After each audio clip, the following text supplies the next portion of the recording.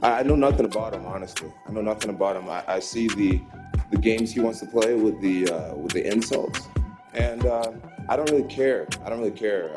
At the end of the day, my job is to destroy this dude and start focusing on 2020. You know what I mean? I'm gonna have a great 2020, and it's gonna start off by destroying Dominic. I don't know. This guy.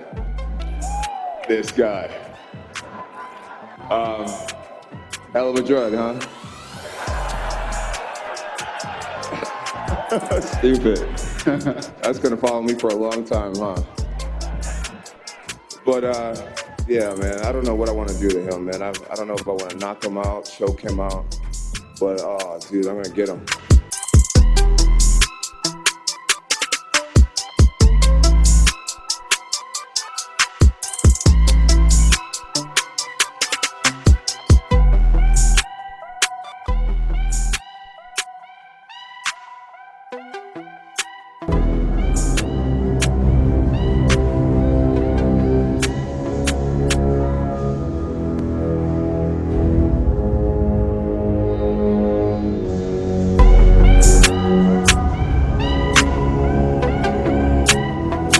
Very impressed with Kamaru Usman. Very exciting. I don't want to hear anybody say that Kamaru's a boring fighter, because he's not. Okay, and of course, matchups create exciting fights. The matchup with Colby Covington, fighting with a broken or a fractured jaw, whatever. What was fractured or broken? Was it finally decided? His man. You know, I guess technically it isn't a fracture, but who knows what surgically he'll need or what he's going to need. But I guess at last I heard, they said it was an erroneous report that there was a fracture. Gotcha. Well, either way, to even fight with any kind of damage to the jaw with these 4-ounce gloves, 5-ounce gloves that they use, and going at it the way those two went at it, you know what? I am not a fan of Colby's trash talking, but I am a fan of Colby's fighting, and I do like Colby. I get along great with Colby when I see him. The man's a warrior, and he's a true mixed martial artist in every definition of the word. That fight was just nonstop, go for it all, you know.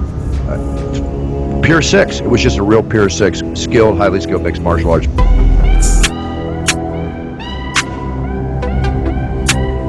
Here, the way that he's done it doesn't get any better than that, really. But then Adesanya being the champion, and then you know, beating Whitaker in the way that he did, that classic against Gastelum, the fact that he's been undefeated, the fact that, you know, he's done amazing things in the last 2 years, and now really took it up in yet another notch this year. And as a legitimate superstar in the UFC, it's hard to go against one of those guys. I mean, right now I'd be leaning towards Adesanya.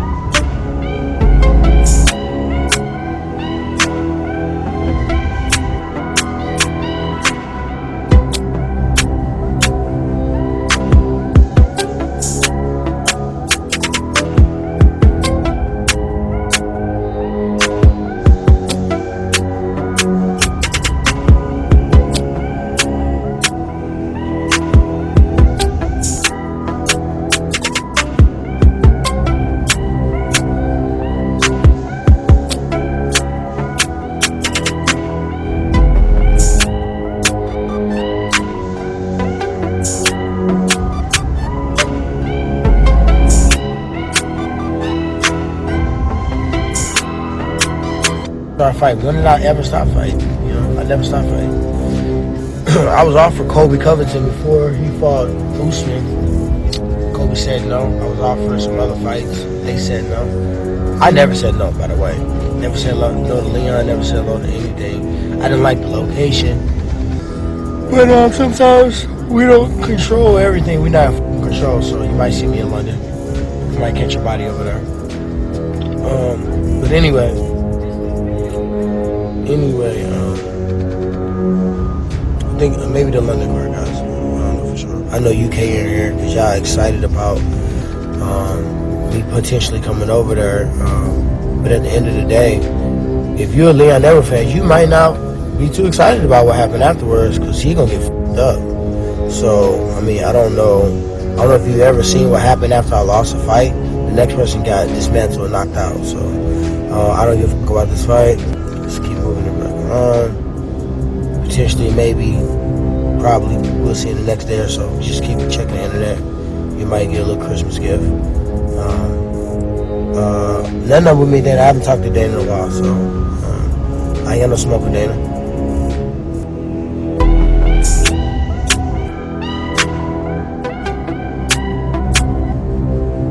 What did you think of Usman's performance? I thought it was good, man. His cardio is amazing. Both their cardio is amazing, and I was really surprised that they sat there and they stood up and punched each other in the face the whole time. I was expecting a little bit more wrestling, but it was a fun fight to watch. When you're watching that, are you sizing him up? Are you saying, okay, this is how I would fare against him. This is how I would fight him. This is how far along I am. This is how close I am to fighting someone like him. I'm gonna say I'm sizing him up. You know what I mean? I was just looking at it for the entertainment. I know my next fight's not going to be against him, so I'm not really focused on what he's doing. You know what I mean? I'm really trying to see and scout the people that I might be fighting next.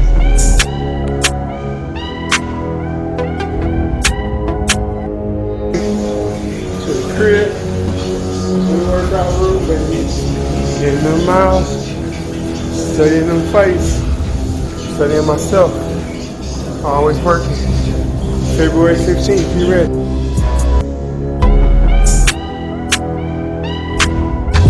For the people that do not know, you were scheduled to fight Frankie on what date was that? January 25, so 1 month. So 1 month from now. So if things would have went well with Frankie, let's say it was the other way around, he took him right out, you'd probably still be fighting Frankie, I'd imagine. Right? If he wasn't hurt? I would imagine. I think that's kind of what the whole deal was supposed to be, is that Frankie was supposed to fight if he came out okay, and I think he hurt himself. I think he maybe hurt something in his eye, I heard, or something, but yeah, he's not able to fight anymore. So where does this put you? Where does this put you right now? Is there any options of people, his name's being talked about? Is there anybody specifically you want? Well, I think Cejudo kind of has to figure out what he's doing first, because I said that I want a really high-profile fight, so it was either like Frankie or Cruz or someone that was in that top tier of people. So now that Frankie's out, I would really still love to fight Cruz. I think Cruz is still waiting to see what Henry's going to do, though, because Henry's just taking a sweet time kind of deciding who he wants to fight. I know that he said that he wants to fight Aldo now, but I don't really know if UFC is going to do that. I really don't know what's going on, but I think Cruz is still going to need a fight, and I think that me and him probably would be one of the best fights I think that the UFC has maybe ever made, which would be cool.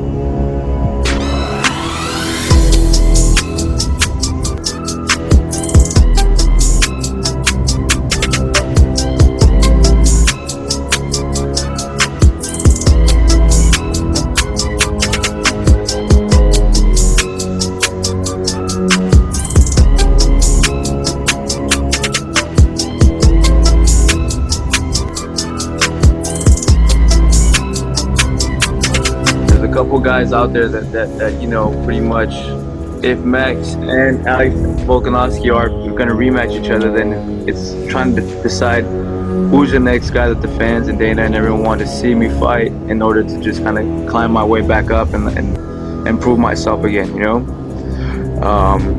and it's that, I know you have Zabit up there, you have Korean Zombie right there, and then everyone else is Jose and Frankie moved down pretty much at 35. Besides him coming to save this card. Right. So it's really just sitting there and weighing your options and looking at who is the right fight to go for it. And